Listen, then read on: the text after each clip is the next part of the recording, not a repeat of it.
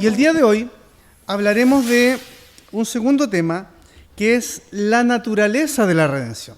Así que para que usted, si quiere anotar o alguna cosa, puede anotar por ahí que vamos a hablar de la naturaleza de la redención. Y cuando hablamos de la naturaleza de la redención, estamos hablando de varios componentes o varios aspectos que pueden llevar a cabo la redención.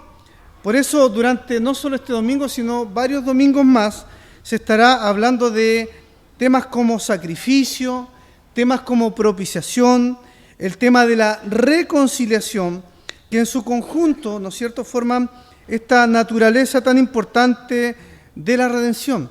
Sin embargo, hoy día vamos a comenzar a hablar de algunos de esos temas y hablaremos de un título que engloba de alguna manera todos estos conceptos que les hablaba, estos conceptos de propiciación, el concepto de sacrificio, el concepto de reconciliación, y ese concepto que puede englobar todos estos otros conceptos de la naturaleza de la redención es la obediencia. Por eso hoy día el sermón tratará principalmente de la obediencia de Cristo, y usted va a poder ahí ver en la pantalla que el día de hoy vamos a hablar de la obediencia activa y pasiva de Cristo. Sin obediencia no hay redención, sin obediencia no hay propiciación, sin obediencia no hay sacrificio. La obediencia de Cristo es fundamental dentro de la redención del ser humano. De manera explícita e implícita, el texto que vamos a leer hoy día nos va a hablar de esta obediencia, ya sea activa o pasiva, de Cristo. Y esto lo vamos a ver en Hebreos, para que usted pueda buscar en su Biblia el libro de Hebreos, capítulo 2, del versículo 10 al verso 18, tendremos la lectura de hoy.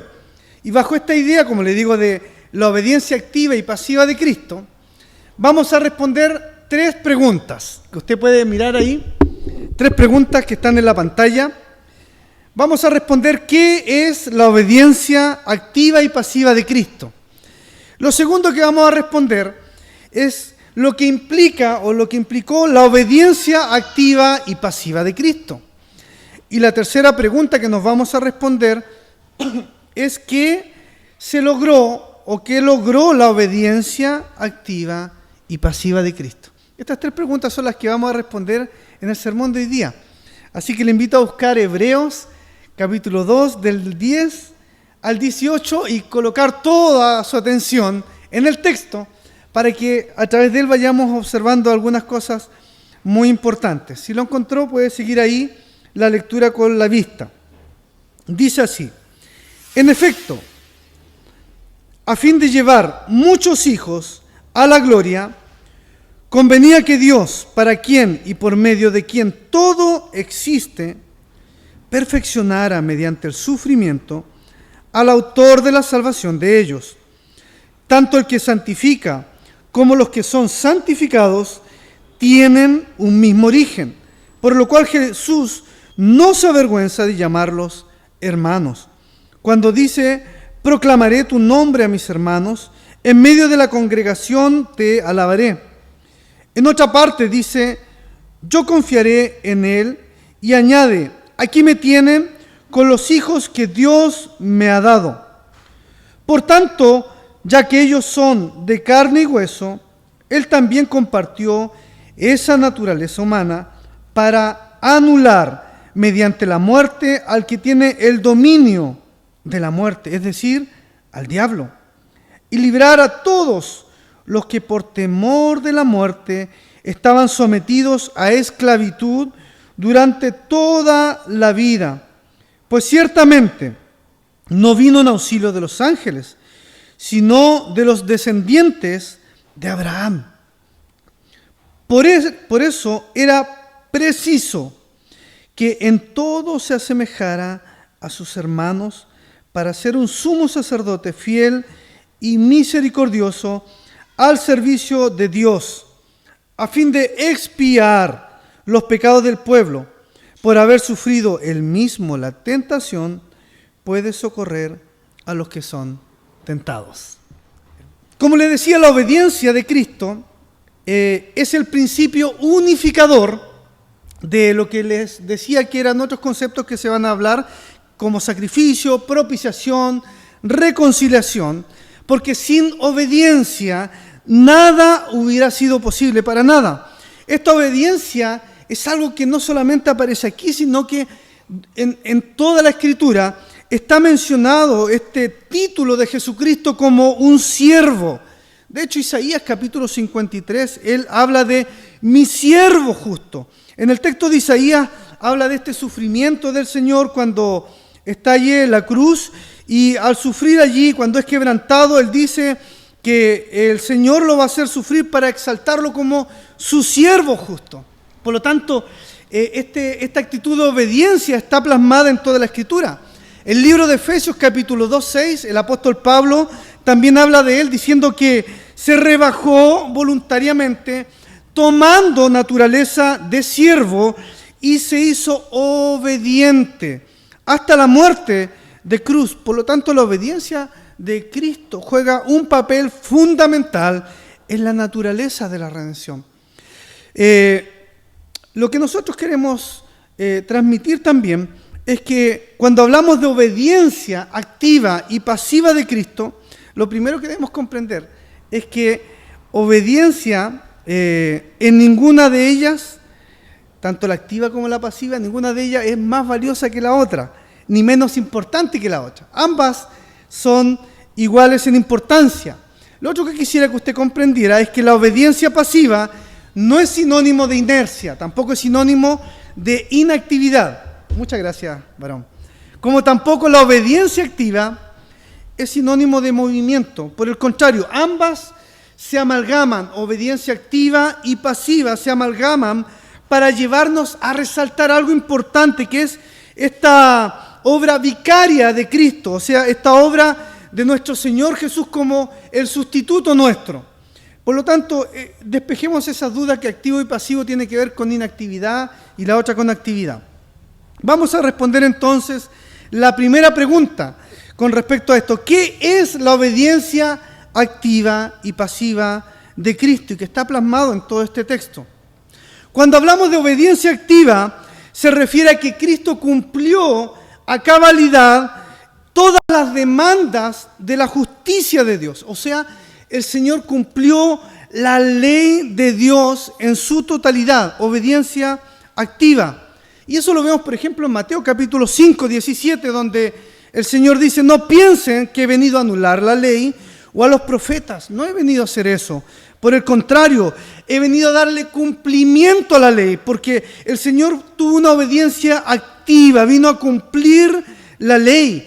Jesús tenía sumamente claro que habían demandas de la justicia de Dios que debían ser cubiertas. Cumplir la ley de Dios de manera íntegra, y que ningún hombre podía cumplirlos. Ninguna persona en este mundo era capaz de cumplir estas demandas que la ley exigía. Estábamos imposibilitados de cumplirlas. Romanos dice que éramos enemigos de Dios, que no hacemos lo bueno delante de Dios, que no tenemos nada que ofrecerle a Dios. De hecho, el primer libro de la Biblia, Génesis 8, dice que el intento del corazón del hombre es malo y es perverso, porque estamos sujetos al pecado. El único que podía cumplir las demandas de la ley de Dios 100% era nuestro Señor Jesucristo, a través de esta obediencia activa. Jesús no pasó por alto nada de las demandas de la justicia del Señor, de nuestro Dios. Todo lo que exigía la ley, el Señor lo cumplió. Eso tiene que ver con esta obediencia activa del Señor. Pero también tenemos la obediencia pasiva del Señor, que se refiere a que Cristo afrontó lo que es la culpa del pecado. O sea, cumplió las demandas penales que exigía la ley. Por un lado, el Señor cumplió la ley a cabalidad en su obediencia activa, pero también cumplió las demandas penales, obediencia pasiva. Y también está eso registrado en hartas partes de la Biblia, como el Isaías 53 que les decía. Ahí aparece retratado como aquel que fue humillado, maltratado, que no abrió su boca, se da cuenta, obediencia esa pasiva, como oveja enmudeció ante sus trasquiladores y ni siquiera abrió su boca, dice el texto. O sea, tu salvación, mi salvación es gratuita, pero alguien debía pagar y fue el Hijo de Dios a través de esta obediencia activa y pasiva que cumplió todas las demandas, tanto penales como demandas morales. Y el Señor las cumplió bajo este principio de obediencia hasta derramar su sangre en la cruz del Calvario por nosotros. Por esta razón, Jesús no solamente tenía que ser divino, tenía también que ser, ¿no es cierto?, humano. Necesitábamos este Jesús que se humanizara, como dice este texto. El verso 17, 16, habla de que Jesucristo, ¿no es cierto?, tenía que parecerse a nosotros, asemejarse a nosotros. Por lo tanto, eso tiene que ver con esta obediencia que está plasmado implícitamente en este texto, obediencia pasiva y activa de nuestro Señor Jesucristo. Respondiendo a la primera pregunta, la segunda pregunta dice, ¿qué implicó la obediencia pasiva y activa de Cristo? Y lo que implicó es que su perfeccionamiento mediante el sufrimiento. Lo repito, lo que implicó la obediencia activa y pasiva de Cristo fue el perfeccionamiento de nuestro Señor mediante el sufrimiento. Vaya conmigo al verso 10, al verso 14 y al verso 17. Dice lo siguiente: en efecto, lea conmigo, a fin de llevar a muchos hijos a la gloria, convenía que Dios, para quien y por medio de quien todo existe, perfeccionara mediante, ¿qué cosa? El sufrimiento. ¿A quién? Al autor de la salvación de ellos. Tanto el que santifica como los que son santificados tienen un mismo origen, por lo cual Jesús no se avergüenza de llamarnos hermanos. Por lo tanto, verso 14, dice, ya que ellos son de carne y hueso, Él también compartió esa naturaleza humana. Se da cuenta esta obediencia activa y pasiva presente constantemente. Verso 17, por eso era preciso que en todo se asemejara a sus hermanos. Lo segundo es que implicaba el perfeccionamiento de Cristo mediante el sufrimiento. Y aquí nace una pregunta: ¿Jesús necesita perfeccionarse? ¿Jesús era imperfecto entonces? Porque el texto dice que Jesús necesita ser perfeccionado en el sufrimiento. ¿Acaso habría algo que Jesús tenía que arreglar antes de llegar a la cruz? ¿Por eso habla de que tenía que ser perfeccionado? La verdad que no, en ningún caso. Jesucristo fue 100% perfecto, y el propio autor de Hebreos, en el capítulo 4, verso 14 en adelante, nos dice que necesitábamos un sacerdote que fuera tentado en todo, pero sin pecado. También dice el capítulo 7 de Hebreos que nos convenía tener un sumo sacerdote que fuera santo, irreprochable, puro, apartado de los pecadores para ser exaltado. Por lo tanto, en ningún caso, cuando habla de que Jesucristo tiene que ser perfeccionado en el sufrimiento, tiene que ver con que Él no era perfecto. Él era 100% perfecto. Y eso lo tiene sumamente claro el autor de Hebreos. ¿Pero a qué se refiere esto? Se refiere entonces a esta idea en el texto de que Jesucristo tenía que lograr la más alta meta. Por lo tanto, ¿qué es lo que hace Dios? Dios hace que a través del sufrimiento Cristo es capacitado como hombre para ser el autor de nuestra salvación. Él tenía que identificarse, como leíamos el verso 14, plenamente con esta raza humana, con este ser humano y con esta condición humana. Él tenía que asociarse con nosotros. Te lo voy a explicar con un ejemplo. No es lo mismo obtener una calificación excelente cuando tú estás haciendo un examen de universidad para el doctorado y tienes que saber todas las partes del corazón y te sacas una excelente nota. Pero muy distinto es operar a una persona a corazón abierto y ser exitoso en esa operación. La teoría versus la práctica tiene una gran diferencia, un abismo de diferencia. Y Jesucristo tuvo que tener esa práctica como ser humano. Tuvo que pasar esa situación, ¿no es cierto?, para poder comprender todo lo que nosotros necesitábamos en perfección, en 100% santidad, pero Él tuvo que tener esta clase práctica de obediencia. No que Él no fuera obediente, Él era obediente, pero de manera práctica lo comprendió. Y podemos verlo en los evangelios, por ejemplo en Lucas, cuando Él estaba en agonía en el Getsemaní, dice que Él sudaba como grandes gotas de sangre, su sudor era como grandes gotas de sangre. Por lo tanto, Él aprendió obediencia de una manera práctica, no de una manera teórica. Él experimentó esta obediencia de manera práctica, porque fue perfeccionado para llegar a la meta máxima. ¿Y cuál es esa meta? Ser el autor de nuestra salvación. El autor de tu salvación. El autor de mi salvación. ¡Qué glorioso es esto! Sufrió la tentación también igual que tú. Cuando estuvo en el desierto, fue acosado por Satanás. Él también lloró cuando perdió a Lázaro y tuvo esta noticia. Él sufrió el abandono de sus amigos en los momentos más difíciles de su vida. Él padeció los horrores de un imperio que era sádico y que lo crucificó y lo torturó de la manera más horrible. Él sufrió la odiosidad de los maestros de la ley. Por lo tanto, Él aprendió, Él fue perfeccionado en el sufrimiento. Por esta razón, su obediencia activa y pasiva implicó perfeccionamiento mediante el sufrimiento. ¡Qué glorioso, hermanos!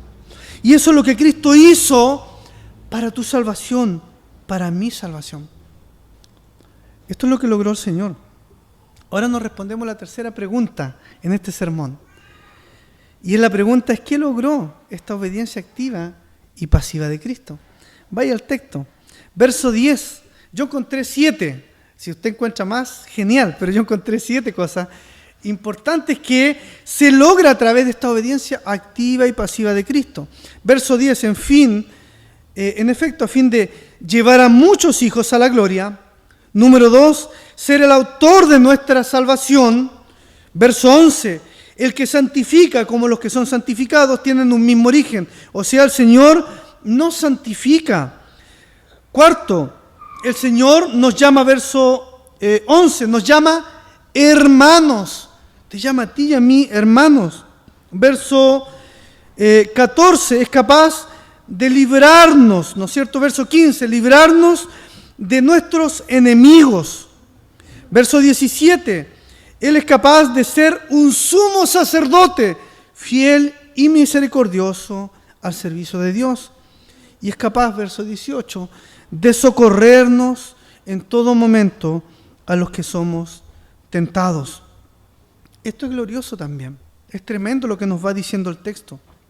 ¿Y para quiénes son todos estos beneficios? Antes de ahondar en estos beneficios o mirarlos más detenidamente, a mí me llama mucho la atención algo también que está en el pasaje, que si lo analizamos un poquitito, nos damos cuenta que el pasaje que leímos nos aclara que estos beneficios no son masivos. Para nada son masivos, por el contrario son beneficios delimitados y otorgados a un pueblo determinado. Vaya conmigo al verso 9, un versículo antes del que leímos. Dice que por la gracia de Dios, la muerte de Cristo resultó en beneficio de todos, ¿cierto? El verso 10, que empezamos a leer, aclara que estos todos se reduce a la salvación, ¿de quién? De ellos. Uno podría decir esos ellos son todos. Pero el verso 16 nos aclara algo mucho mayor y nos dice que estos beneficios son para los descendientes de Abraham, sus hermanos de quienes Cristo es sumo sacerdote. Mire qué tremendo. Él no vino, dice el texto, a los ángeles, porque no vino a salvarlos a ellos, a los ángeles, sino no vino a salvar a los hijos de Abraham, a los hijos espirituales de Abraham. Jesús no es el autor de la salvación de los ángeles caídos, sino que es el autor de la salvación de los descendientes de Abraham. Por lo tanto, esta redención también es limitada, al igual que los beneficios que tiene este pueblo de Dios. ¿Cuáles son estos beneficios? Los nombrábamos. Verso 10, texto bíblico, dice, llevar a muchos hijos a la gloria. O sea, el sufrimiento del autor produjo hijos. Mire qué tremendo lo que va diciendo el pasaje. El perfeccionamiento del autor produjo la salvación de ellos. Tu salvación, hermano. Mi salvación. Por eso el mismo autor, versículos antes de lo que leíamos, dice, ¿cómo puede descuidar algo tan glorioso? Porque el sufrimiento del autor produjo muchos hijos y el perfeccionamiento del autor produjo la salvación de ellos. Te lleva a la gloria, te rescata de una condición pecaminosa, te rescata de una vida que estaba determinada la ira de Dios para llevarte a la gloria de Dios. De hecho, el libro de San Juan dice, yo les doy vida eterna y nunca perecerán y nadie podrá arrebatarlos de mi mano.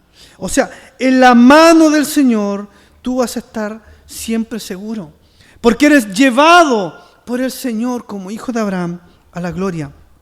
El apóstol Pablo, en Romanos 8:30, él lo dice de una manera muy clara, a los que predestinó también los llamó, a los que llamó también los justificó, y a los que justificó también los glorificó. Por lo tanto, es una cadena inquebrantable que tú tienes como beneficio de nuestro Señor. Eres llevado a la gloria con nuestro Señor. Segundo beneficio, ser el autor, dice, de nuestra salvación. Su obediencia le da este título al Señor. Ser el autor de nuestra salvación. Por eso nosotros creemos firmemente que existe un solo mediador. Ese es un texto muy conocido. Un solo mediador entre Dios y los hombres. ¿Quién es? Jesucristo, hombre. Aquel que pudo encarnarse. Por eso nadie nos puede engañar, dice Pablo, por medio de filosofías y huecas sutilezas, según tradiciones de hombre, porque nosotros tenemos una verdad inamovible, tenemos al autor de nuestra salvación. Si tú llegaste hoy día aquí es para alabar al autor de tu salvación. Si tú te levantas en la mañana es para alabar al autor de tu salvación.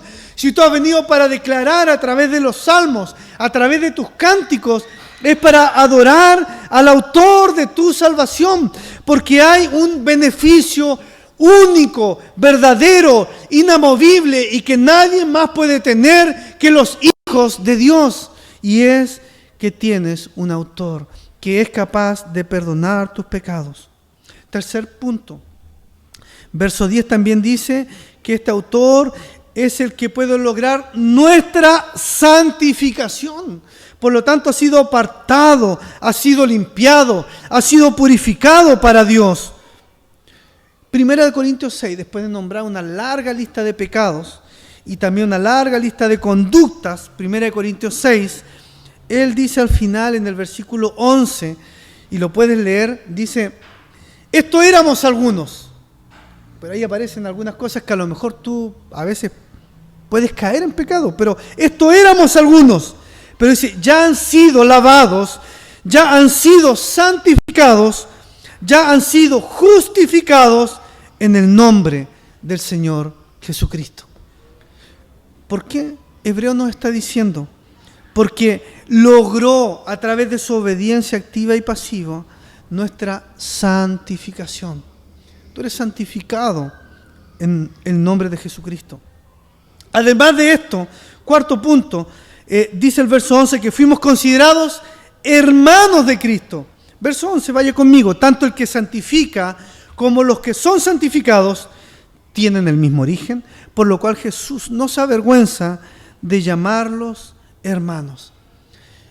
Y lo interesante del texto es que en el 12 y 13 el Señor o el autor de Hebreos ratifica que estos hermanos no es algo que se le ocurrió al autor de Hebreos, sino que está declarado en el Salmo 22, donde el Salmo 22 habla de que están echando suerte la ropa de Jesús, mirando a aquel crucificado, pero este crucificado pronuncia o proclama unas palabras diciendo, proclamaré tu nombre a mis hermanos en medio de la congregación te alabarán. Por lo tanto, Jesús se transforma en el primogénito de muchos hermanos, como dice el libro de Romanos. Y eso debe causarte una tremenda satisfacción, debe causarte un tremendo gozo, debe causar en ti y provocar en ti una alabanza continua al Señor.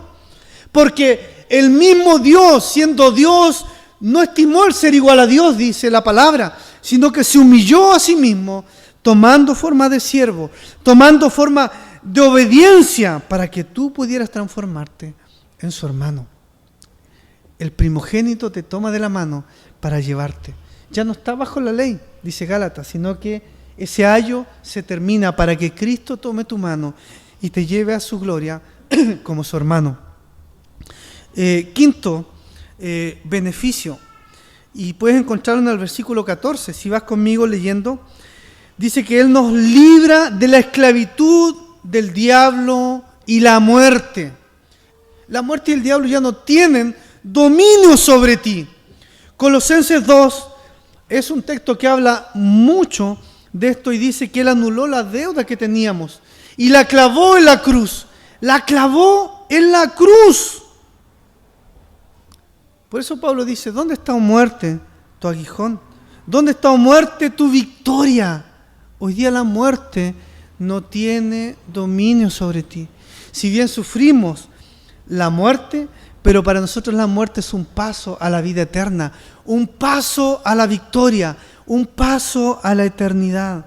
Puedes vivir confiado, puedes estar confiado, puedes caminar confiado, puedes vivir seguro, porque tienes otro beneficio. Verso 17, porque eso era preciso que en todo se asemejara a sus hermanos para ser un sumo sacerdote fiel y misericordioso al servicio de Dios. Sexto punto, expiar nuestros pecados. Expiar mi pecado. Él es nuestro sumo sacerdote. Por lo tanto, Hebreos dice también que al final de los tiempos se ha presentado una sola vez para siempre a fin de acabar con el pecado mediante el sacrificio de sí mismo. Puedes acercarte confiadamente al trono de la gracia. Puedo acercarme confiadamente al trono de la gracia. Porque en el Señor encontramos el último beneficio, el oportuno socorro. El oportuno socorro. Verso 18. Por haber sufrido el mismo la tentación, puede socorrernos a los que somos tentados. Ese es un beneficio que tenemos como hijos del Señor. No solamente que Él puede expiar nuestro pecado, sino que podemos acercarnos confiadamente a su trono. Él puede identificarse con nosotros. Y aquí hay algo que quiero que tú puedas comprender también. En este punto, Él es capaz de identificarse con nosotros cuando la obediencia nos duele. Porque Él obedeció y sufrió obediencia. Por lo tanto, la obediencia muchas veces tiende a ser dolorosa para mí. Puede ser dolorosa para ti la obediencia. Ay, que no quiero hacer esto, la palabra de Dios dice esto, pero en realidad me cuesta un montón, no lo puedo hacer, me duele hacerlo. Como dice mi hijo, ay, me cuesta obedecer, pero ¿cómo tanto? Me cuesta obedecer, no. Y ahí peleamos con él porque él tiene que aprender obediencia, porque la obediencia duele. ¿O no duele la obediencia? Duele. Por lo tanto, cuando la obediencia te duele, hermanos, Cristo es capaz de entenderte. Porque Él sufrió primero. Él sufrió en obediencia. Por lo tanto, es capaz de socorrerte oportunamente cuando tú eres tentado. Él no te socorre para que tú dejes de, no sé, mintió, te voy a socorrer para que mientas. No, te va a socorrer para que tú aprendas en obediencia a resistir la mentira. Para que aprendas en obediencia a resistir la mentira o cualquier pecado que ofenda a nuestro Señor.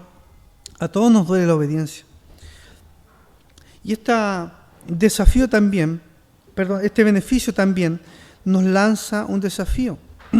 Si el Hijo de Dios tuvo que atravesar el sufrimiento para alcanzar plena madurez, ¿por qué tú no puedes atravesar el sufrimiento? Si el Hijo de Dios fue capaz de atravesar sufrimiento para alcanzar la madurez, ¿por qué tú y yo no lo podríamos hacer? Y ahí es donde Santiago también se hace presente, cuando dice que debemos considerarnos dichosos cuando tengamos que enfrentarnos a diversas pruebas, porque la prueba produce en nosotros la constancia en el Señor. Hermano, tu salvación, mi salvación es gratuita, pero alguien tuvo que pagar ese precio. Es gratuita, pero alguien tuvo que pagar este precio. Tuvo que cumplir las demandas de la ley, pero también tuvo que pagar a través de la crucifixión la pena legal para que tu salvación y mi salvación fuera gratuita. ¿Y lo hizo quién? Lo hizo Cristo mediante su obediencia activa y pasiva. Por eso el autor de Hebreos nos insiste tanto en este pasaje bíblico que yo te invito que cuando llegues a tu casa puedas leer este capítulo 2. Porque de principio a fin te está diciendo, por favor, te lo ruego, que no descuides una salvación tan tremenda, una salvación tan grande. Pon atención y no pierdas el rumbo, te dice el autor de Hebreos, en los versículos 6, en el versículo 7. ¿Por qué? Porque es algo precioso lo que tienes en tu mano. Tú no fuiste comprado por nada más que la sangre de Cristo, porque fue más que su encarnación. Fue que Él cumpliera una demanda y una pena que tú y yo debíamos cumplir. ¿Qué tan importante hoy día es la salvación para ti? ¿Vas o no en el rumbo correcto? ¿Aún están nublados tus ojos por los problemas y preocupaciones de la vida? Vuélvete a la cruz de Cristo, porque hay un beneficio tremendo para los descendientes de la fe de Abraham mediante la obra redentora de Cristo. A través de estos 3 puntos y estas 3 preguntas que nos responde el libro de Hebreos, yo te invito a pensar, te invito a meditar, te invito a reflexionar, te invito a volver al camino, te invito a enmendar el rumbo y te invito a volver a la cruz de Cristo. Te pido que inclines tu rostro.